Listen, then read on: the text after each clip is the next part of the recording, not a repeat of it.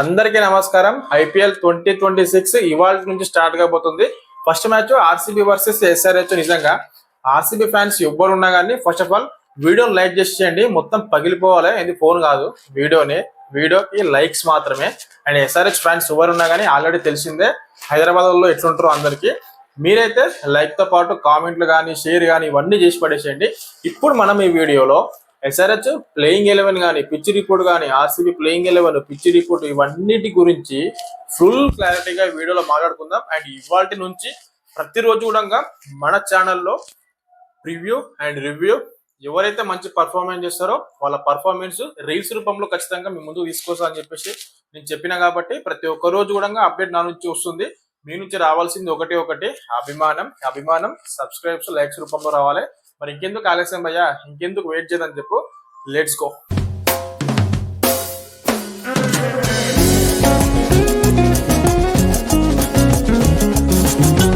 Hi hello, welcome back to Kiran crazy reviews. First of all నా videos చూస్తున్న వాళ్ళందరికీ కూడా చాలా చాలా థ్యాంక్స్. అట్లాగే ఈ వీడియో నచ్చితే కంటిన్యూగా లాస్ట్ వరకు చూడండి, ఖచ్చితంగా నచ్చుతుంది. ఎందుకంటే ఈసారి ఐపీఎల్ 2026 మామూలుగా ఉండదు. దాంట్లో మన రివ్యూస్ కూడా మామూలుగా ఉండదు. మనందరికీ అర్థమయ్యే లాంగ్వేజ్ తెలుగు లాంగ్వేజ్ కాబట్టి తెలుగులో మాత్రం మామూలుగా కామెంటరీ ఉండదు, మామూలుగా రివ్యూస్ ఉండేవనే కాబట్టి ఫస్ట్ ఆఫ్ ఆల్ ఇప్పుడు మనం మెయిన్ కంటెంట్ లోకి వెళ్ళిపోతే, ఇప్పటికి కూడా ఎవరైనా సబ్స్క్రైబ్ చేసుకోకపోతే సబ్స్క్రైబ్ అయితే చేసుకోండి, ఓకేనా.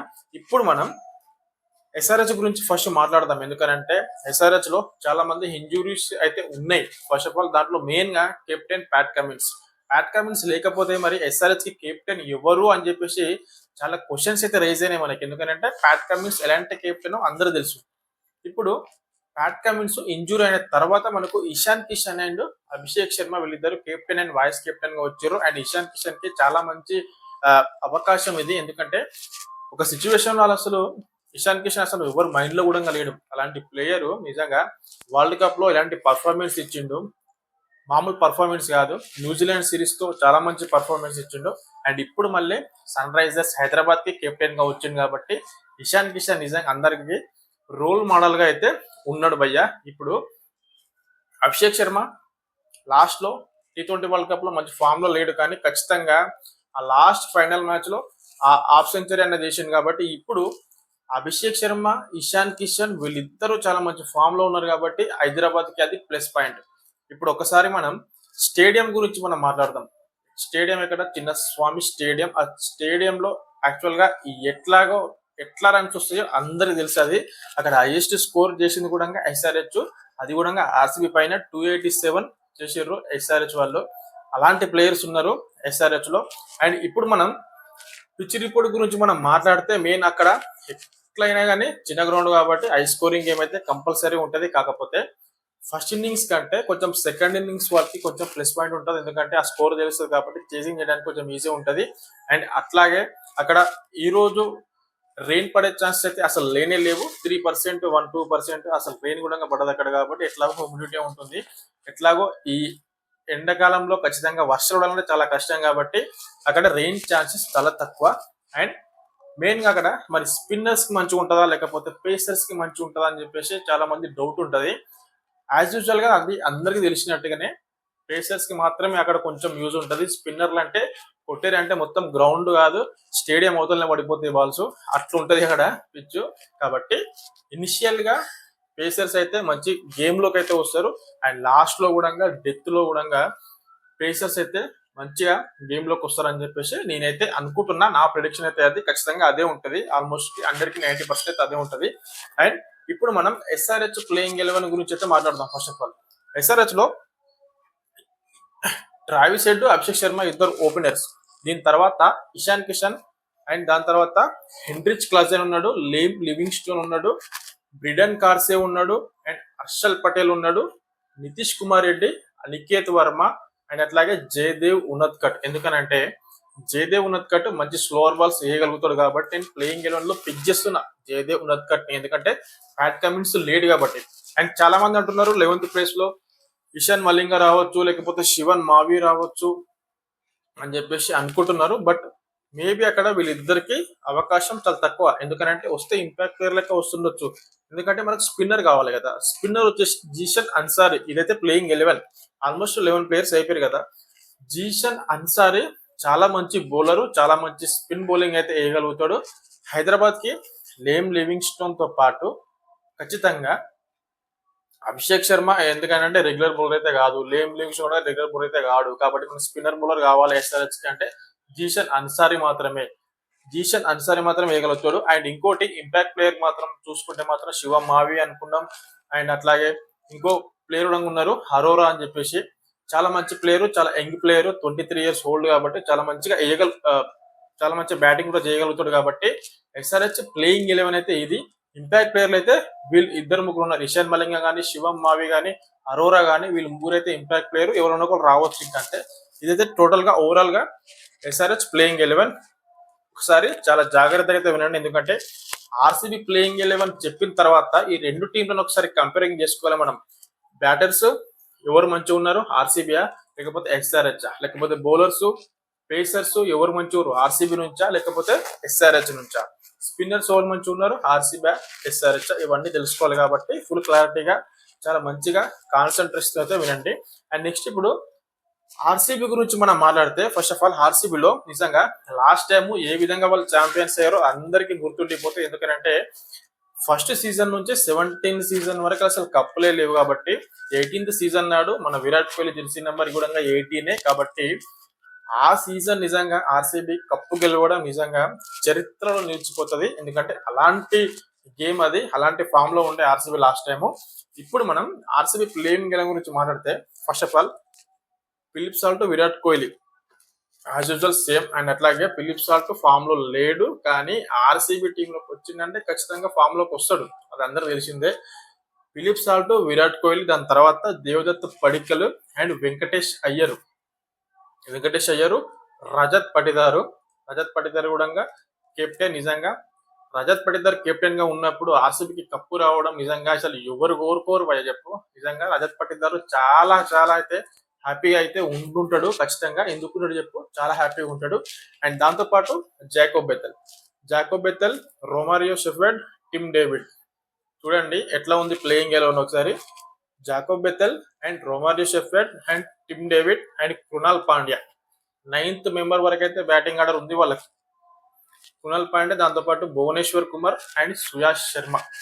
అండ్ ఇంకోటి ఇంపాక్ట్ ప్లేయర్ మంగేష్ యాదవ్ కూడా allrounder, lift arm fast bowler, and అట్లాగే బ్యాటింగ్ కూడా చేయగలుగుతాడు. కాబట్టి ఆల్రౌండర్ మంగేష్ యాదవ్ కూడా.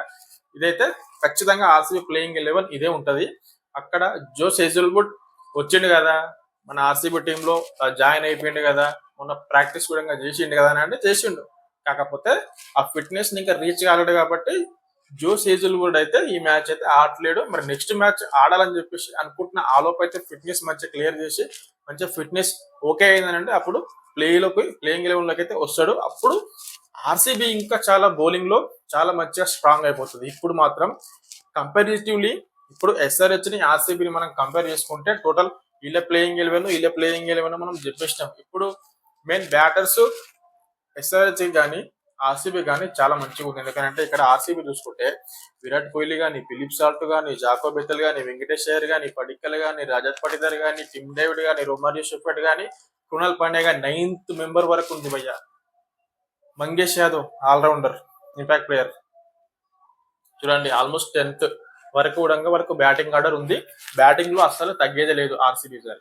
ఇప్పుడు ఎస్ఆర్హెచ్ కి మనం కంపేర్ చేసుకుంటే Travis Head, Abhishek Sharma, Ishan Kishan, Heinrich Klaasen, Livingstone, Aniket Varma, Nitish Kumar Reddy, వీళ్ళ దగ్గర ఏం తక్కువ ఉన్నది, బ్రిడన్ కార్సే అండ్ అట్లాగే హర్షల్ పటేల్ కూడా బ్యాటింగ్ చేయగలుగుతాడు. 9th నెంబర్ వరకు కూడా వీళ్ళకు బ్యాటింగ్ ఆర్డర్ ఉన్నది. బ్రిడన్ కార్సే ఇంగ్లాండ్ ఆల్రౌండర్ కాబట్టి చాలా మంచి బౌలింగ్ చేస్తాడు, చాలా మంచి బ్యాటింగ్ కూడా చేస్తాడు. 9th మెంబర్ వరకు ఎస్ఆర్సీ కూడా బ్యాటింగ్ ఆర్డర్ ఉంది. కంపారిజన్ చూసుకుంటే మాత్రం ఇద్దరు ఆల్మోస్ట్ సేమ్ ఉన్నారు బ్యాటింగ్ లో చూసుకుంటే. ఇప్పుడు బౌలింగ్ కనుక చూసుకుంటే ఆర్సీబీకి జోస్ హేజల్వుడ్ లేడు, అది మైనస్ పాయింటే. కానీ భువనేశ్వర్ కుమార్ ఉన్నాడు, చాలా ఎక్స్పీరియన్స్ బౌలర్. అండ్ ఎస్ఆర్హెచ్ కి లాస్ట్ సీజన్ కాకుండా అంత ముందు సీజన్ మొత్తం ఆల్మోస్ట్ ఎస్ఆర్హెచ్ కి ఆడిండు. కాబట్టి ఇప్పుడు ఎస్ఆర్హెచ్ ఆపోనెంట్ కాబట్టి భువనేశ్వర్ కుమార్ కి తెలుసు ఎట్లా చేయాలి, ఏం చేయాలి, ఎట్లా అని చెప్పేసి ఎక్స్పీరియన్స్ బౌలర్ కాబట్టి భువనేశ్వర్ కుమార్. అండ్ దాంతో పాటు రొమారియో షెఫర్డ్ కూడా చాలా మంచి బౌలింగ్ చేస్తాడు. And Venkatesh Iyer, Tim David వీళ్ళిద్దరు ఆప్షనల్ అంతే ఎక్స్ట్రా ఇల్లు. దాంతోపాటు మంగేష్ యాదవ్ ఉన్నాడు. అంటే 5 మంది ఫాస్ట్ బౌలర్స్. ఆర్సీబీ కనుక ఆర్సీబీ కెప్టెన్ యూజ్ చేసుకుంటే 5 మంది ఫాస్ట్ బౌలర్స్. అర్థమైంది కదా. ఇప్పుడు స్పిన్ బౌలర్ అని మనం చూసుకుంటే ఆర్సీబీ నుంచి సుయాష్ శర్మ, కృణాల్ పాండ్యా వీళ్ళిద్దరు. అండ్ దీంతో పాటు ఇంకో వేస్తారు జాకోబ్ బెతల్ వేయగలుగుతాడు. బౌలింగ్ మంచిగా వేయగలుగుతాడు. ఇంగ్లాండ్ కి కూడా చాలా మంచి చేసిండు, వికెట్ కూడా తీసిండు. కాబట్టి వీళ్ళు ముగ్గురు స్పిన్ బౌలింగ్ వేయగలుగుతారు. అంటే ఓవరాల్ గా చూసుకుంటే ఇప్పుడు ఫాస్ట్ బౌలర్స్, స్పిన్ బౌలర్స్ చూసుకుంటే 8 మంది ఉన్నారు ఆర్సీబీకి. నిజంగా చూసుకోండి ఎంత ప్లస్ పాయింట్. ఒకప్పుడు ఆర్సీబీ అంటేనే బౌలింగ్ మొత్తమే ఉండకుండే, ఓన్లీ బ్యాటర్స్ మాత్రమే ఉంటుండే. కొట్టుకుంటే 200 పైన స్కోర్. కానీ ఎంత కొట్టినా కానీ వాళ్ళు డిఫెండ్ చేసుకోకపోతుండే, ఎందుకంటే అసలు వాళ్ళ దగ్గర బౌలర్స్ లేకపోతుండే. ఇప్పుడు మాత్రం నిజంగా ఆర్సీబీ మేనేజ్మెంట్ చాలా మంచి పని చేస్తున్నారు. అక్కడ బ్యాటర్స్ ని, బౌలర్స్ ని తీసుకుంటున్నారు. కాబట్టి మంచి మంచి స్టార్ ప్లేయర్స్ పోకుండా మంచి ఆడే వాళ్ళని తీసుకుంటున్నారు.